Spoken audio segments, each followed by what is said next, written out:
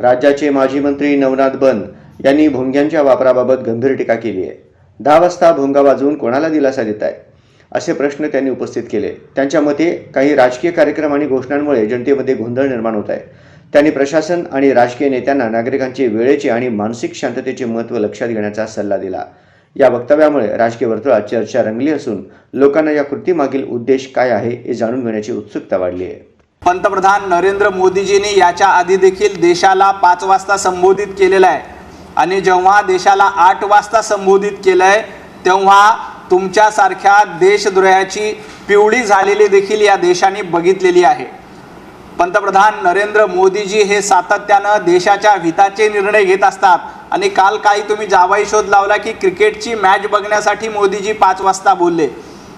5 वाजता बोलून GST मधून लोकांना दिलासा करण्याचं काम केलं. तुम्ही सकाळी 9चा 10चा भोंगा वाजवता, तुम्ही कुणाला दिलासा देताय?